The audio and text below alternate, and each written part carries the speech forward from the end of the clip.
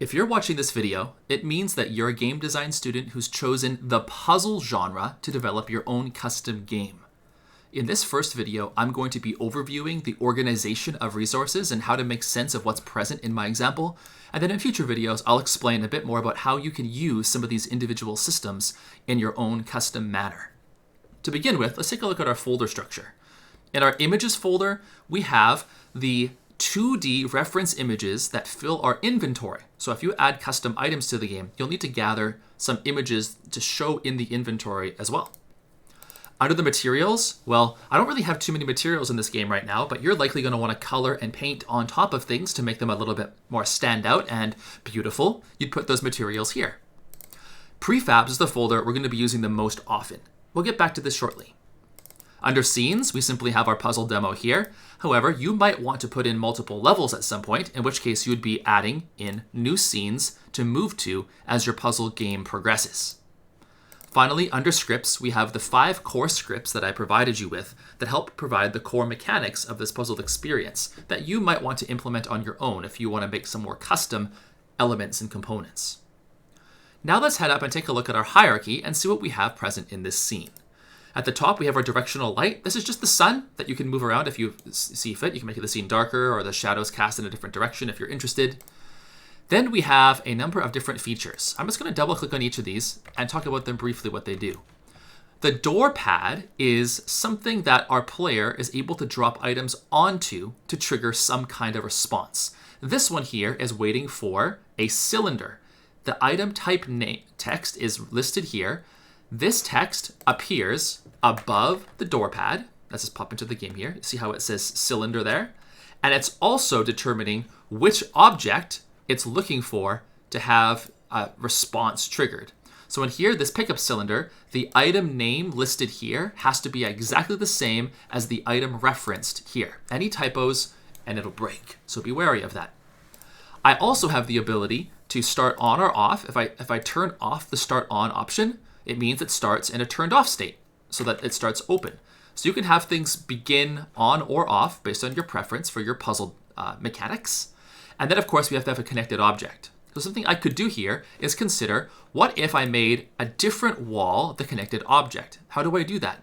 Well, if I find that other object in the hierarchy with my pad selected, I can click and drag this into that connected object slot. And now let's take a look how this works. Hopefully you playtest this and you have some idea of how this works already, but pressing tab opens up this inventory and I can click and drag objects out of it that'll drop it in front of me. And now that that object's been dropped onto this platform, that wall disappears. If I pick it back up, it appears again. So this is kind of the core mechanic we're working with, turning things on or off using specific types of items. Okay.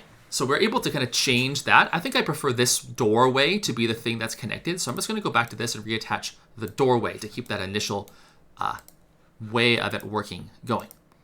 Next, we have our pickup cube, pickup cylinder, pickup sphere, and pickup doll. These are the 4 objects that I've added into the game so far that are able to be picked up. Now, technically, I can have as many of these as I want to. How would I add more of them into the scene? Well, under my prefabs, I have the cube, cylinder, doll, and sphere stored as prefabs. This means that they are kind of templates or blueprints that I can place in as many times as I want. So I'll grab another sphere, maybe another one of my beautifully simple dolls here, put another cylinder in, and these things should all behave properly as their individual selves. So here this is pickup cylinder, and it says pickup doll, pickup doll, pickup sphere. So the objects already know how to be present in the game. And something else that we might want to be thinking about doing is the more things I add, the busier my hierarchy gets. So something that I can do is actually right-click and create an empty object that I'm going to use to organize my components. So what I'm going to do is I'm just going to call this pickups, and take all of my pickup things, holding shift to click on different ones or control to choose individual ones as well. Each of these things is a pick-upable thing. I'm just going to drag them all under the pickups, which means I can close it down, and everything that I can pick up in the game is now organized under one section to keep it a little bit easier to find and to keep things from getting too cluttered on the screen. So now we've improved that organization a bit, and I recommend you do the same thing. Let's take a look at another thing here, the puzzle player. This is the core object that you're controlling in this experience. Something that we'll notice right away is that it's technically a first-person experience, so the visuals aren't particularly important. You might just want to keep it, although I do notice the shadow that lets me kind of see that this is a capsule. Technically, if I wanted to, and this wouldn't actually be a huge deal for how the game functions, I could actually turn off on my puzzle player, if I go underneath it, this capsule, I could turn off the renderer, meaning that I don't actually see anything at all, but I still have all the control and everything else working, including the physics. I can still jump on top of things, I can still run into doors, and everything is still working, but there's now no visual attached to me. See, the shadow's gone? So it's up to you as the game designer what your preference is. You could even think about attaching a third-person camera to this if you'd rather change the way the game looks and feels, if you're interested, by borrowing one from a different type of game. But I'll leave that up to you to decide with your design plans. Attached to the player are a few different systems that we'll talk about in the player control video and how to get one set up custom if you're interested on your own. So for now, just know that the player is already working, and if we make a new level, you can simply take the first-person player object and drop it into the game here. And it should be able to work just like this other door puzzle player before. Although I do notice that I need to attach something to it. So I'll make sure that's up and running when you're in your game, but we'll have a prefab. Actually, let's just make this work right now.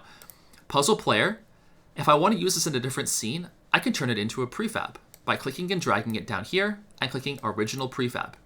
Now this puzzle player, I can actually drag into a scene and it will be the puzzle player for that level. I don't want to have two in the same level or things are going to get confused.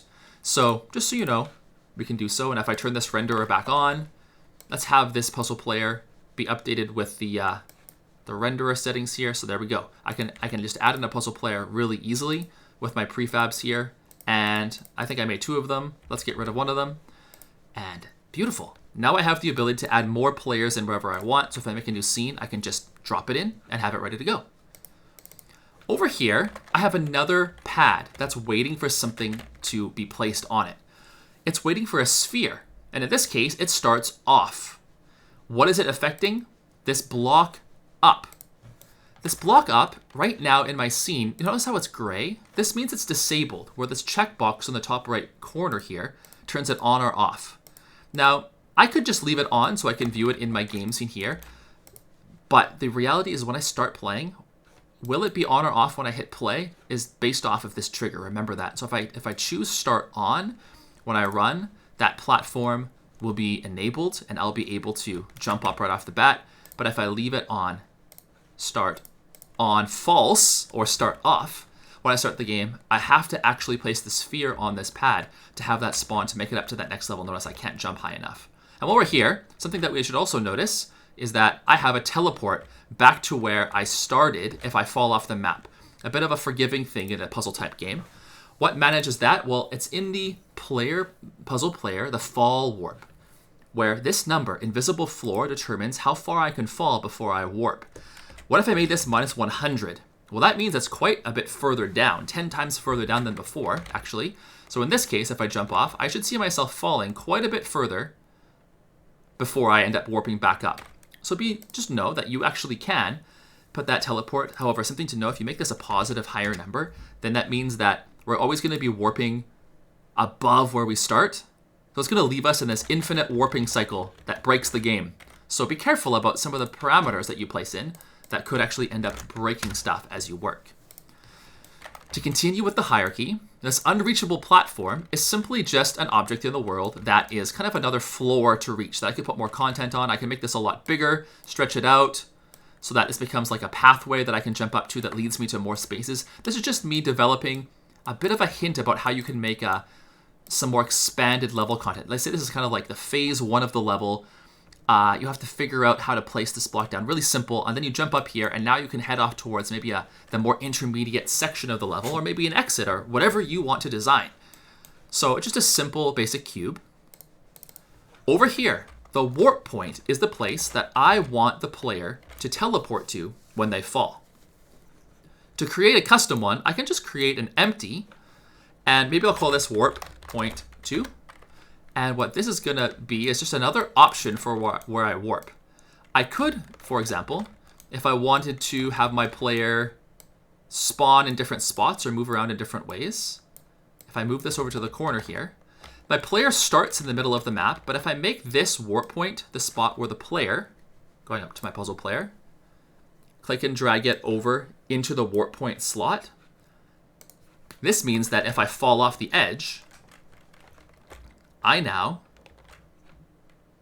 get teleported to this set over here. So I'm actually able to change the warp point or add more than one. And there are ways that we can actually create a checkpoint system in the game using warp points. If you're interested in working with a bit of a higher level code, it's something we can talk about in person and work through if you're curious how to make it. Let's quickly finish up with the overview of the objects. We have these two walls, which are simply just static walls with a collider and a renderer, meaning we see them and we can interact with them just to block our path.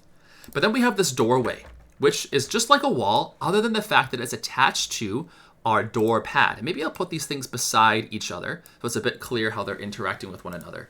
Because this door pad is the thing that's actually going to make this doorway turn on or off. And I think that's a good overview of all the components to get you familiar with the scene. Here's all the stuff I provided you with to get this experience up and running. But of course, in your puzzle game, you are going to be using these ideas, maybe these prefabs, maybe some of your own, to create a much more expansive and interesting experience. And in the next video, I'll show you a few tips about how to get that up and running.